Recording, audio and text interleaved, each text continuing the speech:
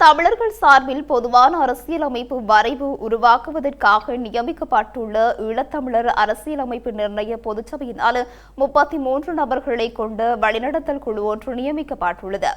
ஈழத்தமிழர் அரசியலமைப்பு நிர்ணய பொதுச்சபையின் கூட்டம் யாழ்ப்பாணத்தில் உள்ள இளங்கலைஞர் மண்டபத்தில் நேற்று நடைபெற்ற போதே இந்த குழு நியமிக்கப்பட்டுள்ளதாக சட்டத்தரணி குமாரவடிவேல் குருபரன் தெரிவித்துள்ளார்.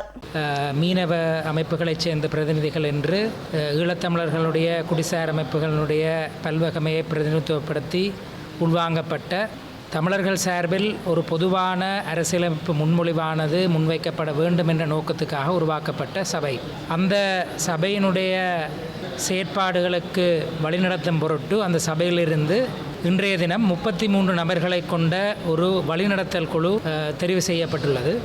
ஏற்கனவே கடந்த கூட்டத்திலே யாழ் பல்கலைக்கழக அரசியல் துறை தலைவர் கலாநிதி விக்னேஸ்வரன் தலைமையில் அந்த குழு இயங்கும் என அறிவிக்கப்பட்டிருந்து இன்றைய தினம் அந்த குழுவினுடைய உள்ளடக்கம் உறுதி செய்யப்பட்டு சபையினால் அங்கீகரிக்கப்பட்டது. மேலும் குறித்த வழிநடத்தல் குழுவுக்கு சபையினால் அவர்களுடைய இயங்கு தளம் தொடர்பாக வழிநடத்தல்கள் இன்று வழங்கப்பட்டுள்ளன. அந்த அடிப்படையிலே முதலாவதாக எவ்வாறான ஒரு அரசியலமைப்பை தமிழ் தரப்பு சார்பிலே பொதுவாக முன்வைக்கப்பட வேண்டும் என்பதொருவிலே ஒரு பரந்துபட்ட மக்கள் கலந்துரையாடல் ஒன்றை மேற்கொண்டு அந்த கலந்துரையாடலின் விளைவாக அதனை உள்வாங்கி ஒரு வரைவொன்றை தயாரிப்பதென்றும், இரண்டாவதாக தற்போது அரசியலமைப்பு உருவாக்கம் தொடர்பாக இருக்கக்கூடிய விடயங்களை தெளிவுபடுத்துகின்ற வகையிலே அது தொடர்பான அறிவூட்டலை செய்கின்ற வகையிலே சபையினால் நடவடிக்கைகள் முன்னெடுக்கப்பட வேண்டும், ஈழத்தமிழர் அரசியலமைப்பு நிர்ணய சபையினால் முன்னெடுக்கப்பட வேண்டும் என்றும் தீர்மானிக்கப்பட்டது. மூன்றாவதாக தற்போதைய அரசாங்கத்தினால்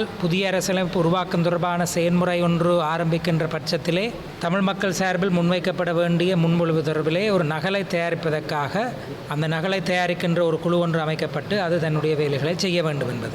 இந்த 3 வேலை திட்டங்களும் 3 தூண்களாக இந்த சபையினுடைய ஈழத்தமிழர் அரசியலமைப்பு நிர்ணய சபையினுடைய தூண்களாக செயற்படும் என்றும் அதுக்கான வேலை திட்டத்தை இந்த வழிநடத்தல் குழு அடுத்த 2 வார காலப்பகுதிக்குள் உருவாக்கி சபைக்கு முன்னளிக்க வேண்டும் எனவும் இன்று தீர்மானிக்கப்பட்டிருக்கின்றது.